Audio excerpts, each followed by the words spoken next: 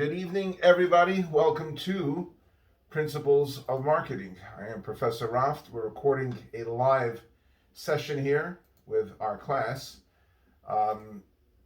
This class is being recorded for posterity for any online course that I teach for marketing and, of course, in class. And I'll be putting this up for everyone to see in Module 1. So every chapter will follow this format where we go basically slide by slide. So we mentioned that at the end of this presentation, we mentioned last time, we'll know what marketing is and why you should learn about it, understand the difference between marketing and macro marketing. It's a very important concept. Know the marketing functions and why marketing specialists, including intermediaries and collaborators, develop to perform them. Understand what a market-driven economy is and how it adjusts the macro marketing system. So continued as what we will expect to learn tonight is know what the marketing concept is and how it should guide a firm and or a nonprofit organization, which have really been very popular. Understand what customer value is and why it is important to customer satisfaction. Know how social responsibility and marketing ethics relate to the marketing concept, and understand important new terms. So marketing, what it's all about, is more than just selling and advertising. If you look at slide 4, which I have with the 15th edition, and I believe in the 17th edition, it pretty much follows the same format.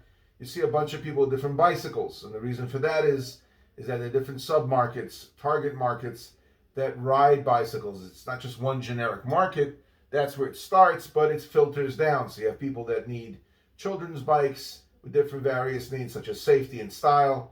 You have those off-road people that love jumping from, logs onto boulders and stuff like that. I don't know. I guess it's fun. Not for me. I'm more of the old school kind of bicyclist that likes to ride, on a flat surface or a little bit of a hill to get a good workout. But again, everybody needs different things. So a generic market is not enough to satisfy the needs. And really that's what marketing is. It's about satisfying needs.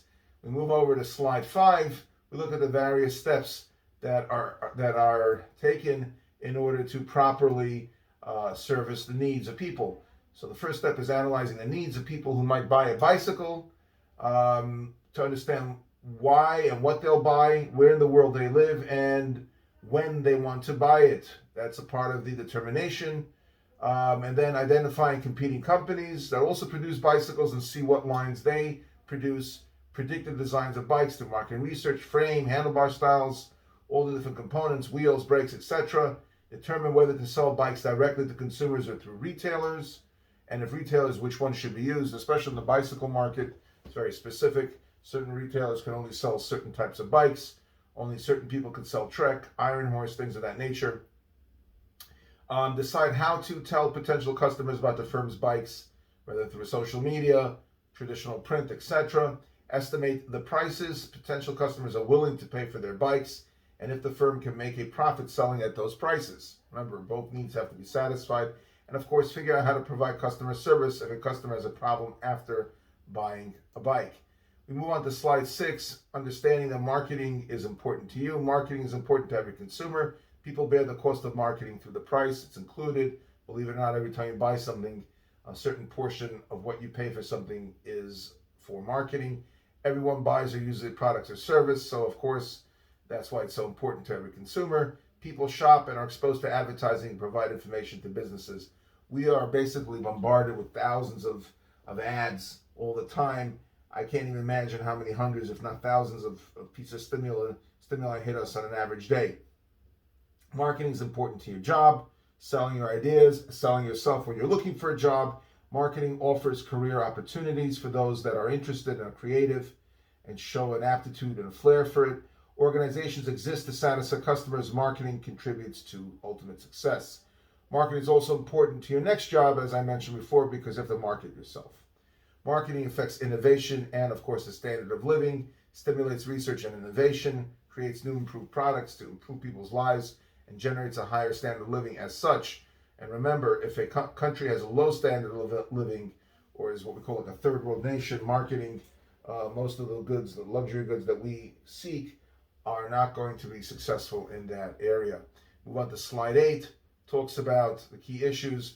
How should we define a market? Basically, we should define a market based on performance of activities that accomplish objectives by anticipating customer or client needs and directing a flow of need-satisfying goods and services. So whatever we create, whether it's a service, whether it's a product, to service the needs of those that need it, and from producer to a customer or to a client, those are the people that are going to be satisfied.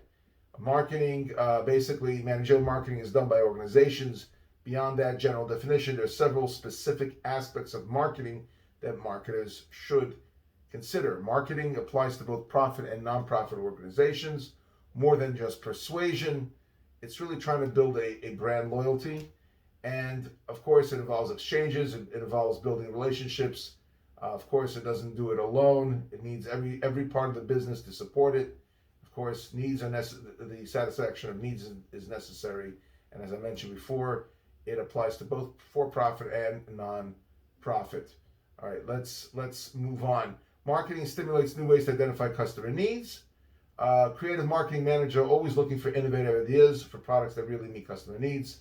Many times, inventors come up with something that satisfies what we call pain points. You've seen these, as seen on TV, where somebody creates something. For example, I remember watching one of these ads about how people enjoy listening to music in the shower.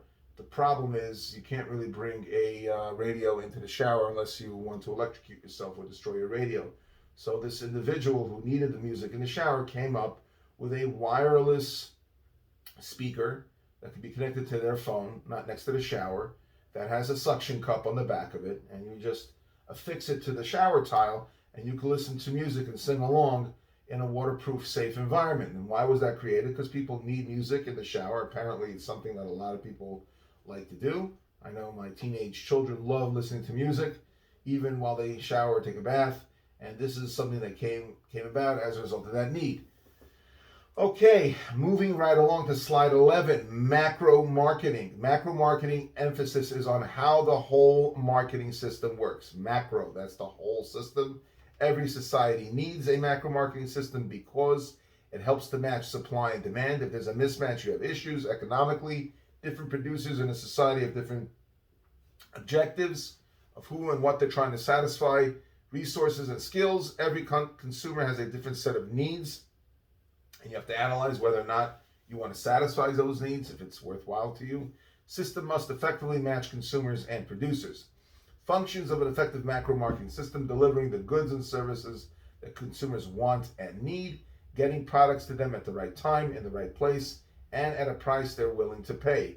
Keeping the consumer satisfied after the sale, which is so important, because if you don't have good after-sale service, you're done. Many times that is the tipping point, or the factor that tips loyalty in a direction of a company because of their legendary after service, customer service. A company like Zappos, for example, is legendary when it comes to how they view customer service. There's a legend, or actually it's true, that somebody spent about 8 hours on the phone with a customer trying to help them find a shoe that was seen in a movie, and after not being able to find it, that salesperson actually directed them to another website so they could find it, which is legendary. It's unbelievable that you would do that, but again, because Zappos is sworn to be a customer-centric organization, they don't care if they have to lose that sale. They just care about making the customer happy. Marketing facilitates production and consumption.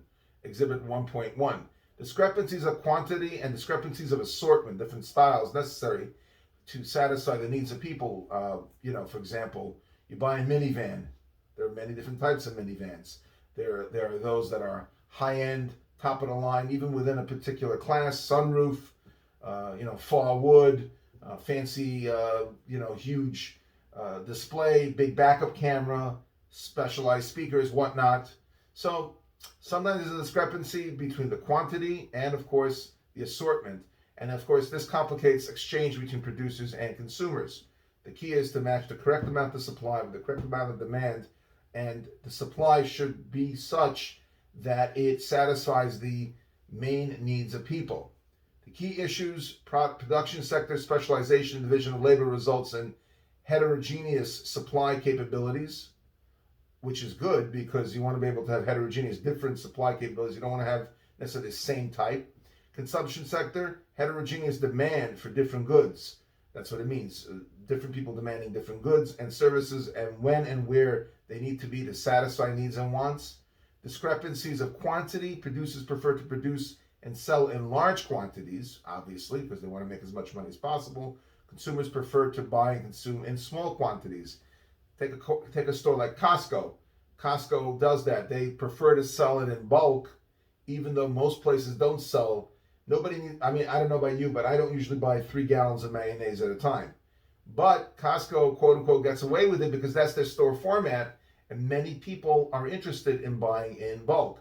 An example of a type of individual that would love to buy a 3-gallon mayonnaise jar is somebody that has their own small restaurant and they want to buy high quality products at cheaper prices. So rather than going to their food distributors that would sell them maybe off-brand mayonnaise, off-brand ketchup, whatnot, they can walk into Costco, buy a 5-gallon container of Heinz ketchup, a 5-gallon container, if you will, of mayonnaise, and it's fine for them. Whereas you and I would never need that. However, even though you and I don't need those massive containers of mayonnaise, we would benefit from buying a 20-pack of soap or a 50-pack of toilet paper, especially during the coronavirus. Toilet paper has actually replaced currency. It's become a very valuable item. So again, there is a benefit to that bulk format because many people will buy different things in bulk. Also, we have something called discrepancy of assortment. Producers specialize in producing a narrow assortment of goods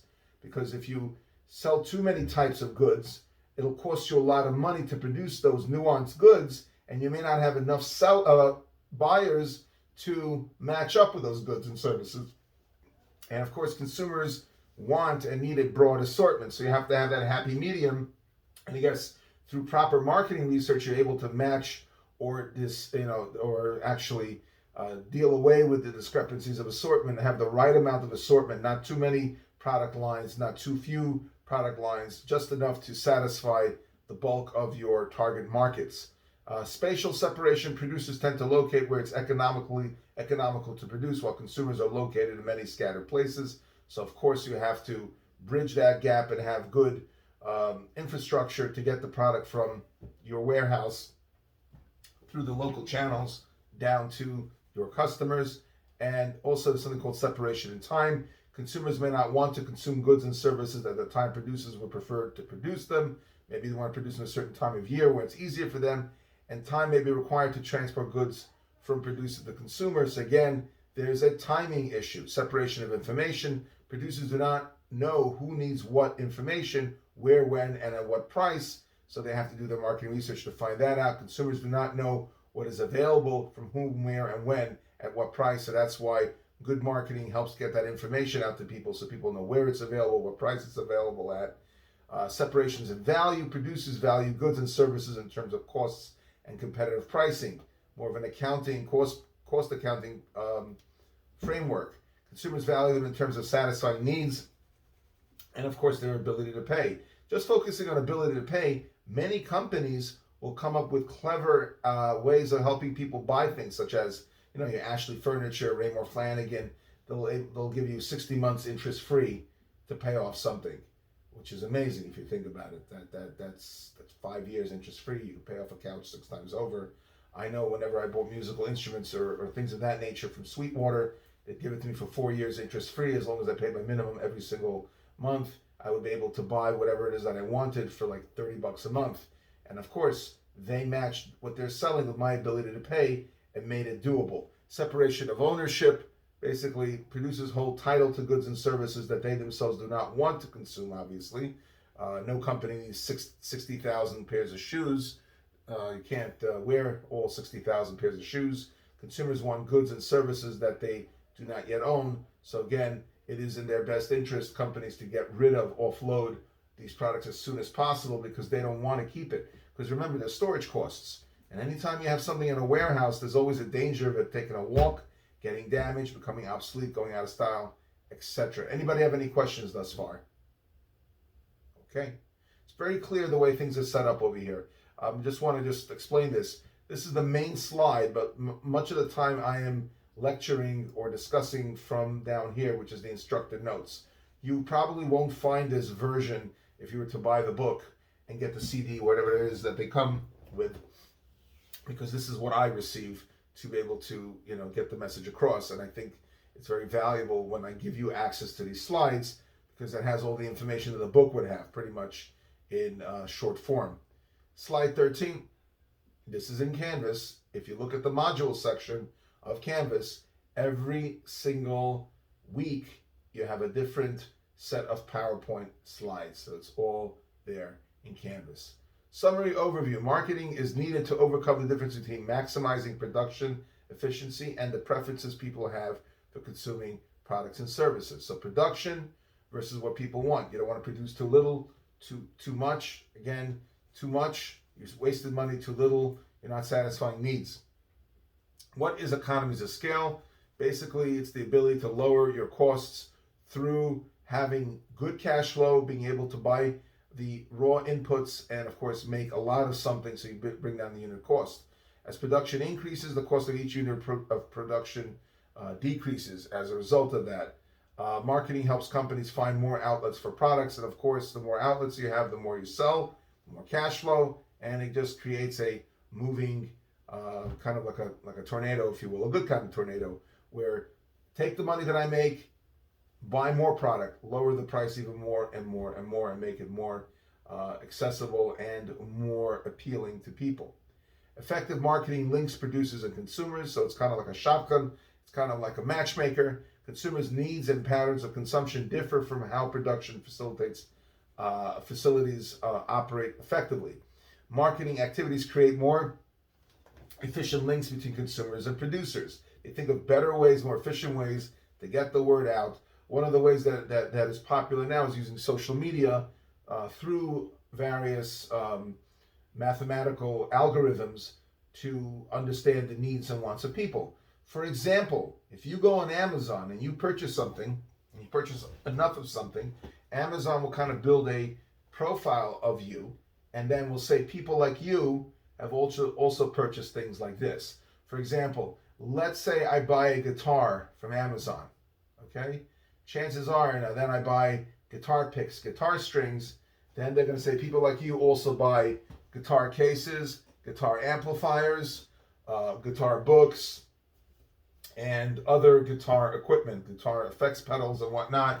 And that basically is another way of linking the producers of those items and, of course, the consumers who need them based on prior purchase. Marketing function narrows the gap between that. The universal marketing functions are buying, selling, transporting, storing, standardization, grade A eggs, grade B eggs, grade AAA eggs, etc., and financing help to narrow the gap.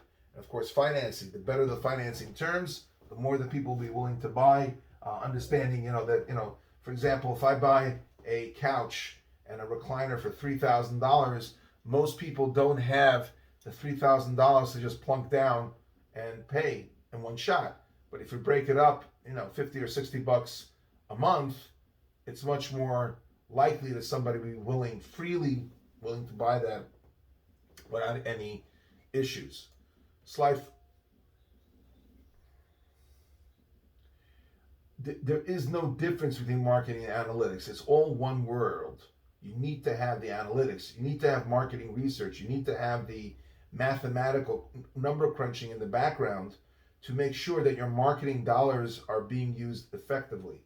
Think of it as, you have a limit. Within marketing, you have multiple disciplines. So the division of how that happens depends on the organization.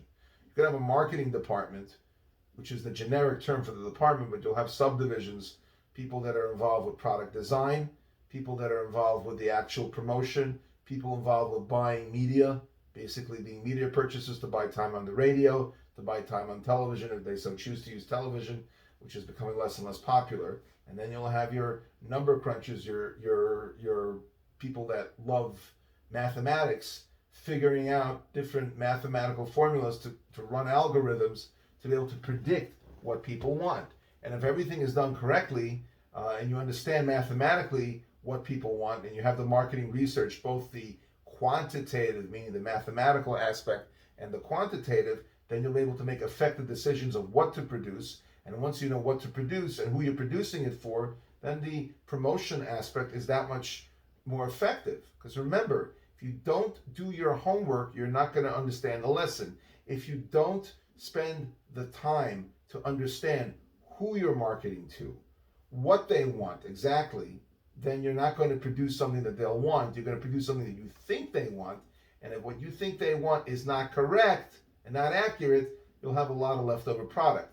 So yes, marketing is the universal term, but within that term, yes, you have different functions, and the organization can divide it up into many, many different departments. So again, it really depends.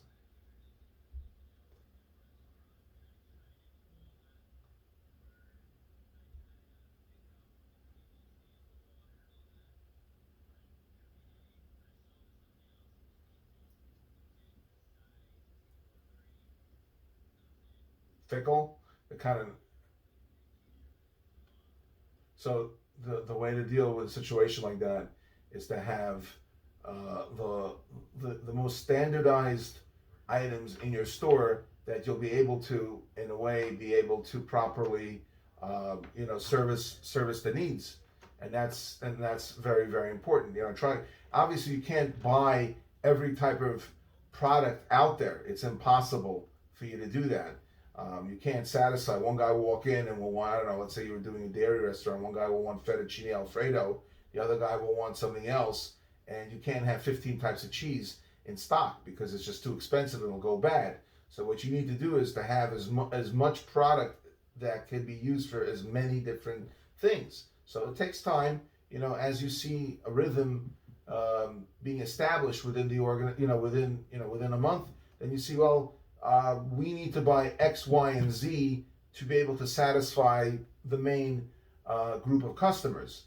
But you'll never be able to satisfy everyone, and it's not worth your time to try to satisfy everyone because all you have is just all this leftover food that'll go in the garbage because not enough of every type of person will come in to basically sell, for you to be able to sell out your products so that you could be able to buy new stuff. You just gotta it's like a shoe store. There's only a certain amount of styles that you can predict for. So again, much of it is trial and error. But again, in a restaurant, I highly doubt they're going to hire a marketing research firm, because that's going to be very expensive. So they're going to rely on someone like you as a manager who's able to try to predict what it is that they need. And if you're not smart enough to do that, or if you're not talented enough to do that, you're going to have major issues and major discrepancies. I need the charger.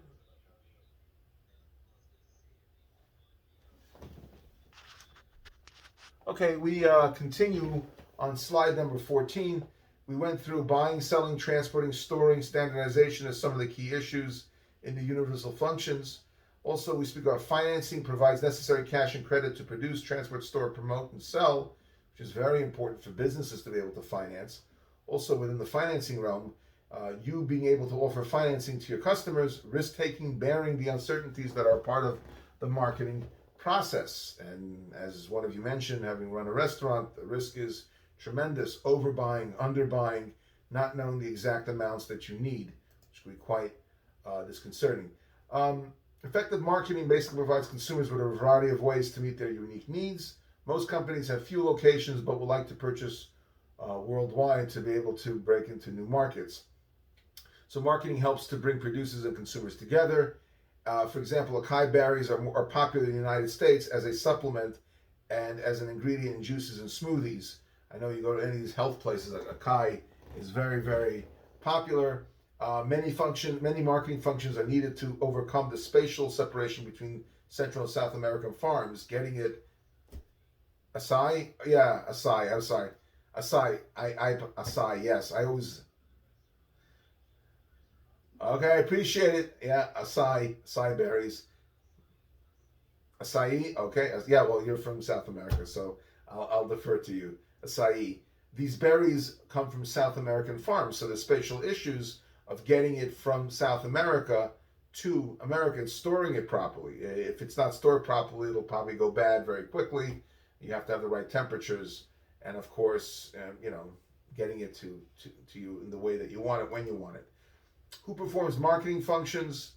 We have, if you look at slide number 16, the green section are the intermediaries, firms that specialize in trade rather than production. Okay, wholesalers and retailers, for example. Collaborators are in the gold. Firms that aid in exchange of process provide marketing functions. ISPs are internet providers. These, of course, they help, because without internet providers, without your Cablevision, Verizon, you're not going to be able to have internet. You have your research firms that help. These are part of the intermediaries. Very, very important. We went to slide 17. Every society needs an economic system. Without an economic system, business will grind to a halt, and we go back to the old caveman days, or the days of just selling. I produce a little bit more than I can eat, so the little bit that I have extra, I'll sell off. It'll become like the ancient farmers. We can't afford that. We have to continue our modern way. So every society needs an economic system. The way an economy organizes to use scarce resources in production and consumption. Decisions about resources allocations are made differently depending on the type of economic systems. Some of the key issues to consider. Let's talk about a command economy. Command economy, just think of it as like old school communist Russia, where they produce, the government officials make decisions about production and distribution. Obviously, when things were produced, consumer goods were produced in Russia during communism, they really weren't so interested in the various needs and wants of people. They produced what they felt people would need. Basically, it works well in simple economies when the variety of goods and services is small and under adverse conditions. And this happened actually in America during World War II, where America was very into producing cars of different types and things like that. Then all of a sudden, all production is going to be dedicated to wartime, and there were very, very few luxury items at all available. Cars were not coming out with new models every year. All of American industry was transformed pretty much overnight into a wartime industry. Companies that made cars made airplanes, tanks, and guns. People didn't have the luxury of women buying pantyhose. Forget about it. That was almost unheard of, because all silk was being used for different things, parachutes and whatnot, all the different things that were needed for war material. Market-directed economy, individuals govern resources, allocations, production, and consumption. Characteristics of market-directed economies include the fact that it adjusts itself. Price is a measure of value. If you pay a high price for something, that means it's valued. Consumers pay what they think things are worth. You may think it's worth a lot more, but if people are not willing to pay that, your opinion doesn't matter. Producers try to meet those price expectations. Greatest freedom of choice, less intervention from government planners, of course, because it's a market-driven economy. More choices are available to producers and consumers, which of course drives companies to come up with newer models, better models. It acts as an incentive. The role of government is to ensure fairness and common good, making sure that there's no monopolies, for example, but they don't take over the role of production. Public interest groups and consumers spread the word. In many Western economies, public interest groups and consumers provide an additional check on a market-directed economy. So when things are being produced that are harmful, these public groups, interest groups, send lobbyists to Washington to make sure that bad products are not being sold, dangerous products are not being sold. I mean, just think about it. Look how many years it took for the tobacco industry to take ownership of what they did.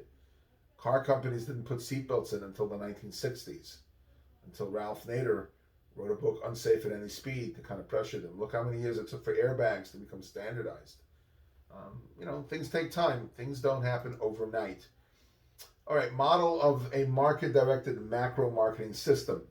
The American economy and most of the Western economies are mainly market-directed, meaning it's the market that decides what is to be produced, what kind of quantities, but not completely. Society assigns supervision of the system to the government, again, as I mentioned, to make sure that things are safe. Like the FDA, the Food and Drug Administration, they oversee the safety of foods and drugs. Of course, they're produced in a market, but they have to pass muster. They have to be able to pass in order to be able to do business, because otherwise we're going to have unsafe product, which will cause much problems. Key issues: government tries to be sure that property is protected, contracts are enforced, individuals are not exploited, No group unfairly monopolizes markets. And again, monopolies are bad because they run the entire market and they don't necessarily have to care about quality, because where else are you going to go to get it? And producers deliver the kinds of quality goods and services they claim to be offering. The effectiveness and fairness of a particular macro marketing system must be evaluated in terms of that society's objectives. All nations don't share the same objectives. Again, all nations don't have the same agenda.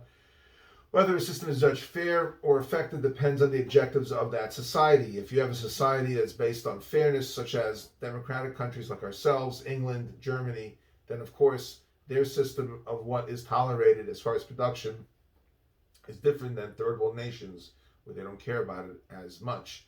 Just look at the Food and Drug Administration.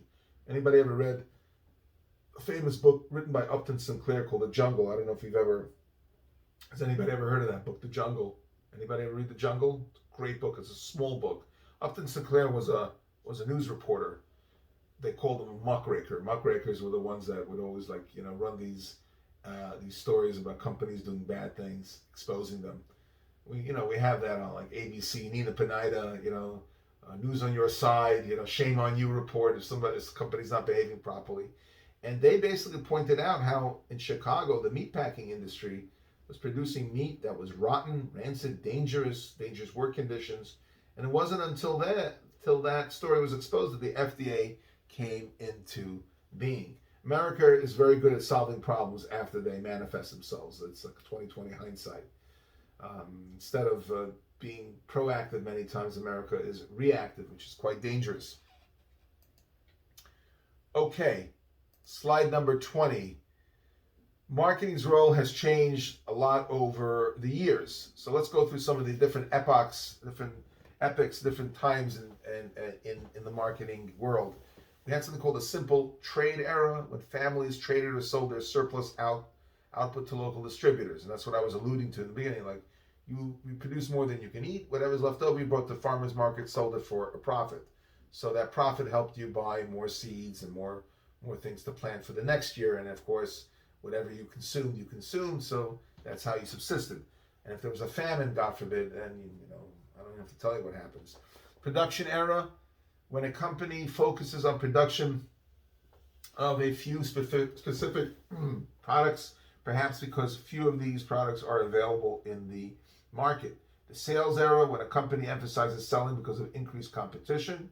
And of course, this happened after the Industrial Revolution, where you could sell a lot. So if you could sell a lot, everybody wants to sell a lot and get in on it. So you have a lot of competition. So you have the sales era to deal with that. Marketing department era, when all marketing activities are brought under the control of one department, because sales, there's so many sales and so many things to sell. You need to be able to bring everything under one roof to be able to get it done. This is done to improve short-run policy planning and to try to integrate the firm's activities. Marketing company era, when in addition to short-run marketing planning, marketing people develop long-range plans, sometimes 5 or more years ahead, and the whole company effort is guided by the marketing concept. So marketing basically emerged within the past 70 or so years to the point where it's so important that without it, companies cannot survive. All right, here's customer needs. Here's a funny ad over here for Redneck Bank. I would posit to say this would be offensive to some. I don't know why they came out with this crazy looking credit card.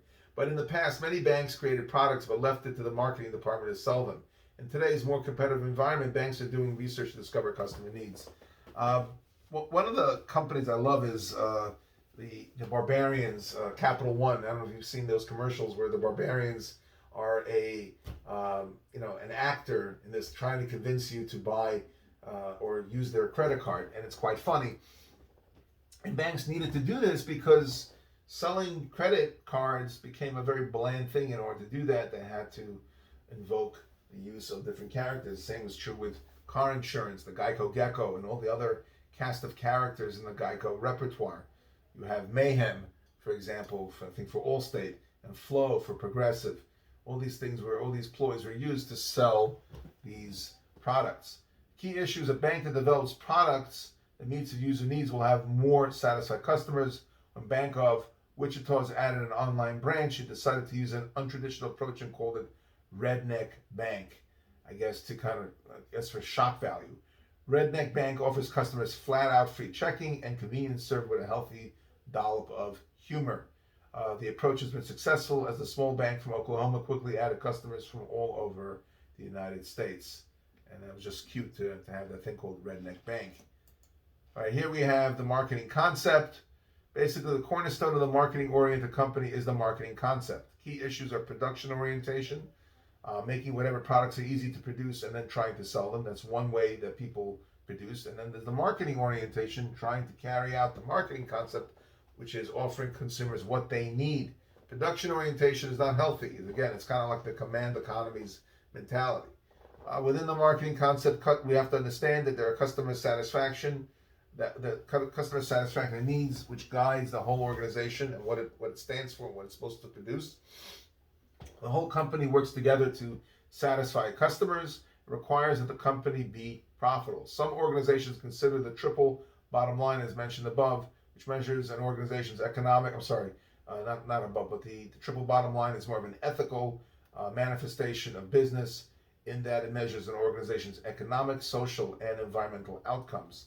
Companies like Starbucks strive for this triple bottom line designation so that they don't hurt anybody in the process of doing business. Okay, we're almost pretty much more than halfway through what we have over here.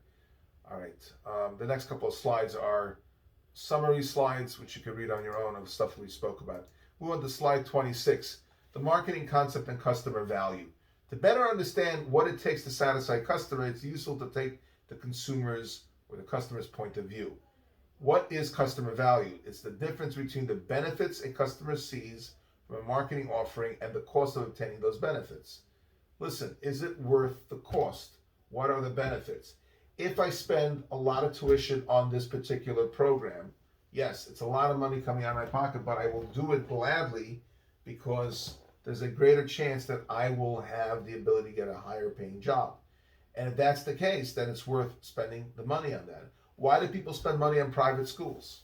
Besides, some of the cultural aspects of that decision, because they feel that there's a quality education to be had there. And as far as having that quality education is concerned, that means that hopefully you're able to obtain a better job, be more marketable out there. So different customers may see the benefit and cost in different ways, and it's your job to try to match that mindset with what you have to sell. Customers may not think about it very much. However, you need to, because the reason they don't think about it because it's subliminal. It's going on in their mind as they go on about their daily business. Where does competition fit? What are other companies doing? How are they gauging customer value? And of course, build relationship with customer value. The more customer value that you can obtain through good customer service, through positive interactions, the better off you are. Okay, this is just a review. So what we call a blah blah slide. Let's move on to slide number 30. Putting it all together. The above model, if you look at slide number 30, this model summarizes the important ideas presented to this point. Again, I say slide 30 with the version that I'm using. It's basically going to involve the following key issues. In a firm that has adopted the marketing concept as opposed to mass producing things based on what they feel should be sold, everyone focuses on customer satisfaction, because it's not about what I think should be done, it's about what I know the customer, what I think the customer wants. The organization offers superior customer value. Value in turn helps attract customers, because the more people that perceive value will flock to you, and keeps them satisfied after the buy. And once they're satisfied after the buy, they don't have what we call cognitive dissonance, which what basically is buyer regret. Cognitive dissonance means that after I buy it, should I have bought it? We've all done that, right? You bought a pair of shoes, you bought a suit, you bought something. I don't know, should I have done that? What do you think, right? So the more you can avoid of that, the more positive vibes you can get them to feel, the more likely it is they'll come back to you. And not only will they come back to you, they'll bring their friends with you. It's the same thing as being a college professor. The better your interactions are with your students on a semester by semester basis, the better the reputation that you build, the more that your name gets around there, and that, of course, hopefully will reward you with having classes semester after semester because you have treated people properly. I always look at myself as a restaurateur, and I mentioned this at a meeting the other day, where we as a school have to offer as many options to our diverse student body with their diverse cultural aspects, of course, with their diverse needs. And the more options and choices you give people, the better the experience will be, and the more likely, the greater likelihood will be that people will flock to you. Adopting the marketing concept is a win-win situation for both marketers and customers. The marketing concept is also applicable to nonprofit organizations such as museums, libraries, charities, and political parties. Nonprofit organizations are relative newcomers to marketing, but they very much benefit from it. Nonprofit organizations often have a different idea of support and satisfy customers. It's not a matter of how many shoes they sold, but how many books people, for example, there's a lot of how many books were borrowed or lent out in a year, how much money was raised for this charity, how many people came to visit the museum, how many voters registered for this political party. They may not have traditional bottom line economic measures of success, rather it'll be a function of how many people they serviced. A soup kitchen is not about, a public soup kitchen, which is a charity organization, is about how many people they serviced. Nonprofit organizations may not be organized for marketing and may need the help of outside marketing firms. The next two slides are just pictorial in nature. This is an interesting ad over here with a snake that's constricting itself over a bus that has the zoo on it. That's a very, very cool ad. I don't know, I'm a big lover of the zoos. I don't know if you guys are into zoos. When I was on vacation, I went to Gatorland and I looked at the alligators there. They were fascinating. Marketing is now widely accepted by many local, national, and international nonprofit organizations. Here's an example here of the Copenhagen Zoo, where you have the boa constrictor around the bus. Copenhagen Zoo attracted attention with a series of eye-catching ads featuring some of the zoo's favorite attractions. Really cool ad, giving you a really interesting perspective. And honestly, I'd probably want to go visit because it's such a cool looking place. Slide 35. Organizations implement the marketing concept in the broader context of society. There are times when the society's needs conflict with the needs of particular individual groups, creating the micro-macro dilemma. Do we satisfy the micro? Do we go with the macro worldview? Key issues to consider. Society's needs must be considered. They cannot be ignored. Social responsibility and obligation to improve the organization's positive effects on society and reduce its negative effects. Can't ignore that. Should all consumer needs be satisfied? Sion, you were mentioning this, or you were telling me that you struggled with that guy that comes in and buys everything one day, and then you don't see him for the next 2 months, and then you bought more stuff for him, and he's not there to buy it. Should, and this is the question I brought up to you. Should all consumers' needs be satisfied? Perhaps it's not worth it. Some products that many people use are not good for them. So should you make it for them? Marketers must rely on legal and ethical standards in making decisions. I added another point.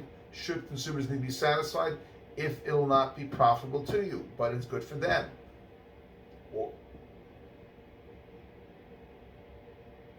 I understand that. You're right. So it is that one consumer that you decided to satisfy because you were like blown away by the amount of volume he or she purchased. But by assuming that would happen on a more regular basis, you then, again, unknowingly disenfranchise other people. Had you known in advance that this guy's not going to come in for the next 2 or 3 months, you would say, listen, we don't have that much to sell you at this point. We need to have enough on hand to satisfy everyone else. And he may become insulted as a result of that. Okay, what can you do? If someone's reasonable, they'll get it. They'll understand it. Most people don't come in and buy the entire store. It's not a common occurrence. And if it is a common occurrence, you have to really think about it. Is it worth modeling your entire business around that one individual? It's basically putting all your eggs in one basket. Let's say something happens, he goes broke, he loses his job, or he no longer wants to buy from you, then you have no one else to sell to. You don't want to have just that one big customer.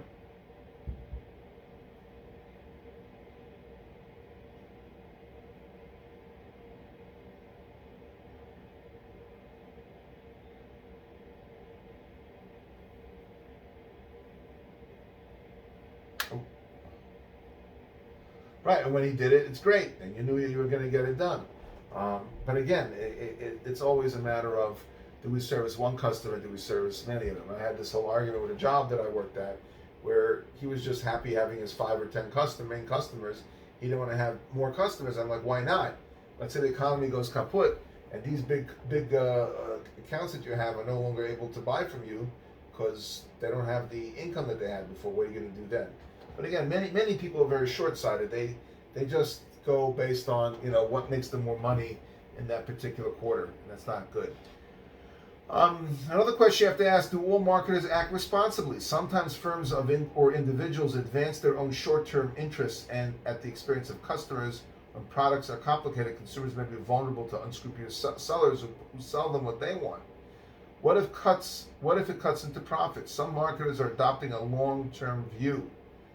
Customer satisfaction goes beyond fulfilling an immediate need, and again, even if it cuts into profits, but ultimately it satisfies the needs more often, that will drive your bus for the future, because those consumers will come back to you each time. I'm going to skip over slide 36, which is just one of these slides that just hit a video. Go to slide 37, the last one of the slides before the key term summary, which we'll not do because you can just read that on your own. Summary overview: marketing activity is especially open to criticism because it is a part of business's most visible to the public. As such, because advertising is everywhere, it's often construed as being annoying, misleading, or wasteful, or sometimes even illegal in nature. Quality of products is poor, and often they are not even safe. So when you market something like that, you're basically losing your credibility. There are too many unnecessary products. Retailers add too much to the cost of distribution and just raise prices without providing anything in return. Marketing serves the rich and sometimes exploits the poor. I'll give you a perfect example. But again, people have to be responsible. But let's say around holiday time, where people have less income, they're more willing to go into credit card debt just to make everyone happy. But again, they're being exploited, and they're kind of letting themselves be exploited. Everybody has to be an adult and police themselves. Marketers overpromise service, and when a consumer has a problem, all of a sudden nobody cares. Or you got some call center, who knows where they're not even able to help you. Marketing creates interest in products that pollute the environment, and that's also an issue. Private information about consumers is collected and used to sell them things they don't need. You always have that. Especially on Google, you'll see that they send you ads, and many times I get frustrated because I don't want to have to exit out, and they ask you why. Is it inappropriate?